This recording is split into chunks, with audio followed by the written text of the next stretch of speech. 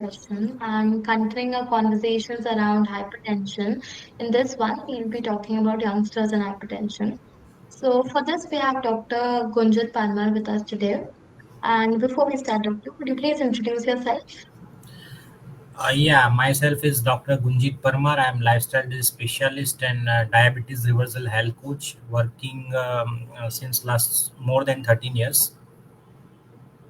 Okay, thank you so much, Doctor. Mhm. So, starting with our questions, Doctor, is hypertension a disease of the elderly? अ, देखिए ऐसा है कि अब हाल फिलहाल लोगों का लाइफस्टाइल ऐसा हो गया है कि पहले ऐसा था कि 50 साल के बाद ही हाइपरटेंशन के केसेस आते थे, लेकिन अब हाल फिलहाल because of poor lifestyle, sleep proper नहीं है, स्ट्रेस ज़्यादा है, खाना पीना ठीक से नहीं है, उसके कारण आज 25-30 साल के यंगस्टर्स में भी blood pressure, high blood pressure के केसेस आ रहे हैं। Okay. Doctor, since we know that young adults are less likely to, care for the high blood pressure levels, what would be your advice to today's generation? Main सबसे important चीज़ आज देखी गई कि 85% लोगों की यंगस्टर्स में जो स्लीप है वो डिस्टर्ब हो चुकी है।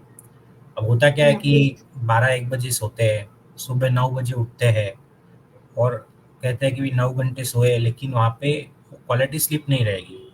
बिकॉज़ आइडियल जो बैंकेबल टाइम है सोने का वो रात को 10 से सुबह 6 के बीच होता है।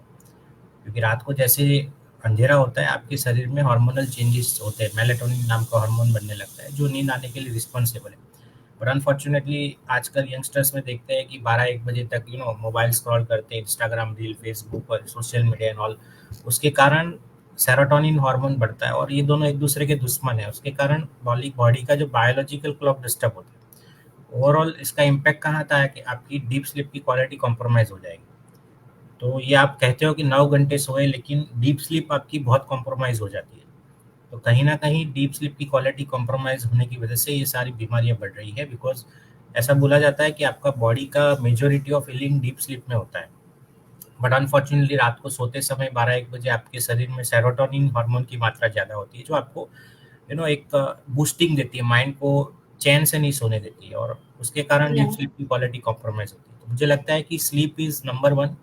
सेकंड चीज़ जो है स्ट्रेस, अनड्यू स्ट्रेस है। और खाने-पीने का आज देखिए इतना जंक फूड का ये हो गया है बिकॉज़ ऑफ कल्चर Yes. इस तरह से बिल्ड हो गया है। Zomato, Swiggy and all other things, ये काफ़ी कॉमन है कि हफ्ते में 1-2 बार बाहर से ऑर्डर आ जाता है। बर्थडे पार्टी है, एंगेजमेंट एनिवर्सरी, ये एनिवर्सरी, फलाना-ढिमका। इसके कारण एक कल्चर, वेस्टर्न कल्चर को हम लोग ब्लाइंडली फॉलो कर रहे हैं। जबकि हमारा जीन्स यहाँ पे अलग है और साथ में फिज़िकल एक्टिविटी भी कम हो रही है। तो ये बहुत बड़ी चिंता का विषय है कि और इसको जैसे हमारे आई बिलोंग टू गुजरात, कल ही हमारी गुजरात गवर्नमेंट की एक एडवाइजरी जारी हुई है कि बिकॉज़ इतने केसेस यहाँ बढ़ गए डायबिटीज़ और ब्लड प्रेशर, कोलेस्ट्रॉल की पिछले 5 साल में, कि गुजरात गवर्नमेंट को भी इसमें इंटरवेन करना पड़ा इमीडिएट लेवल पे कि आपको इमीडिएट लेवल पे लाइफ़स्टाइल के ऊपर फ़ोकस करना चाहिए। Okay. और Uh, साथ में क्या खाना है, कैसे खाना है, आपकी स्लीप बताए, स्ट्रेस बताए, आपके पॉजिटिव इमोशंस रखो, ये भी बहुत ज़रूरी है। और सराउंडिंग एनवायरनमेंट, सही लोगों से जुड़े, सही कम्युनिटी से जुड़ो, मुझे लगता है ये भी बहुत बड़ा इम्पैक्ट करता है। तो अनफॉर्चुनेटली लोगों को ये भी नहीं पता है कि डाइट, फिटनेस के अलावा भी बहुत सारी चीज़ें ज़रूरी है। पहले तो डाइट, फिटनेस भी लोग ठीक से फॉलो नहीं करते, बट उसके भी बियॉन्ड कुछ चीज़ें हैं। जैसे मैं आपको सौरव गांगुली जी का एग्ज़ाम्पल दूँ, तो okay. वो इंडियन क्रिकेट टीम के कैप्टन रह चुके थे। रिटायरमेंट के बाद उनका 2 बार एंजियोप्लास्टी करना पड़ा। अब जो व्यक्ति इंडियन क्रिकेट टीम के कैप्टन रह चुके हैं, सबसे अच्छी डाइट, फिटनेस, डिसिप्लिन वाला लाइफ वो जी रहे, उसके बाद भी उनका 2 बार हार्ट का ऑपरेशन करना पड़ा। अभी हाल-फिलहाल 4-6 महीने पहले की बात है, नितिन कामत जी जो ज़ेरोधा कंपनी के फाउंडर है, स्टॉक मार्केट की एक एप्लीकेशन है, बहुत बड़ा नाम है उनका। 45 ईयर के हैं, हर रोज़ 1.5 घंटा जिम में जाते थे, हर रोज़ एकदम प्रॉपर डाइट फ़ॉलो करते थे, सिक्स पैक ऐप थे उनके, फिर भी उनको ब्रेन स्ट्रोक आ गया। जब Okay. उनका रिकवरी हो रहा था तब उनका इंटरव्यू में उन्होंने बोला कि लोग हैरान रह गए कि इतने अच्छी फ़िटनेस और क्यों उनको ब्रेन स्ट्रोक हो गया। तब उन्होंने बोला कि मेरा स्लीप कॉम्प्रोमाइज़ हुआ था कहीं न कहीं और वर्क का प्रेशर बहुत ज़्यादा था, स्ट्रेस बहुत ज़्यादा था। तो ये 2 एग्ज़ाम्पल, ऐसे काफ़ी सारे एग्ज़ाम्पल है। आप देखिए काफ़ी सारी सेलिब्रिटीज़ पिछले डेढ़ 2 साल में देखिए, बहुत सारी सेलिब्रिटीज़ फिट होने के बाद भी जिम के दौरान डेथ हो जाती है, कार्डियक अरेस्ट हो जाता है। तो कहीं न कहीं आपको स्ट्रेस है, इमोशंस आपके नेगेटिव है, आपकी बिलीफ पैटर्न नेगेटिव है, आपके अफ़र्मेशंस नेगेटिव है, कम्युनिटी से या सराउंडिंग एनवायरनमेंट स्ट्रेस वाला है, तो कहीं न कहीं ये बॉडी के ऊपर इम्पैक्ट करता ही है। और साइंटिफिकली भी ये चीज़ें प्रूव हो चुकी है। तो डाइट और फिटनेस तो है ही है, वो तो करना ही है, बट उससे भी थोड़ा आगे सोच के ये सब चीज़ों का भी ध्यान रखना है। Okay.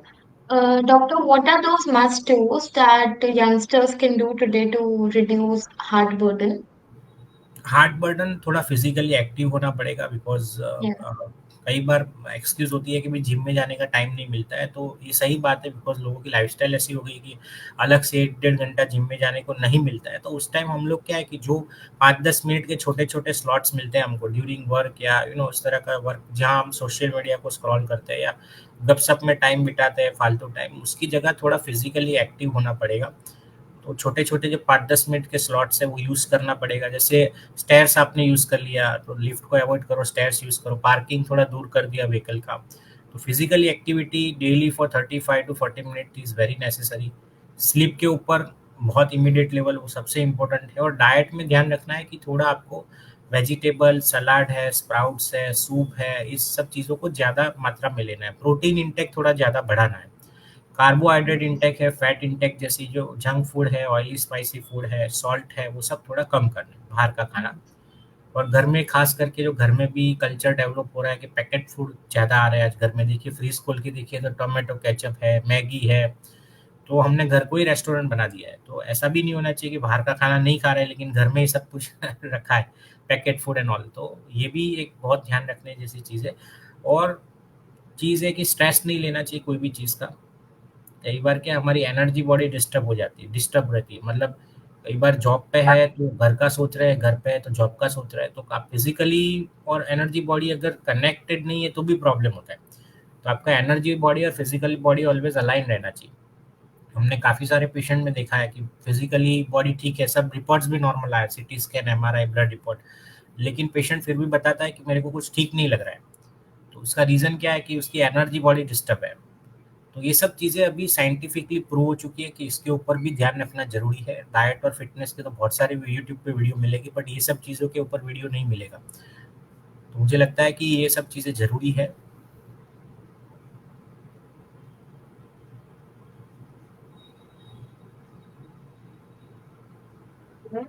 That was really helpful, doctor. Thank you so much for your insightful knowledge on hypertension. I'm sure our audience also gained some valuable information in the same. So, guys, we hope this session has improved your understanding of hypertension. If you have any queries or feel any symptoms, please feel free to consult your nearest doctor. Yeah, thank you so much for turning in for this session, and thank you so much, doctor, once again. Thank you मंथली ji, it was nice interaction with you and your audience. Thank you, thank you. Thank you.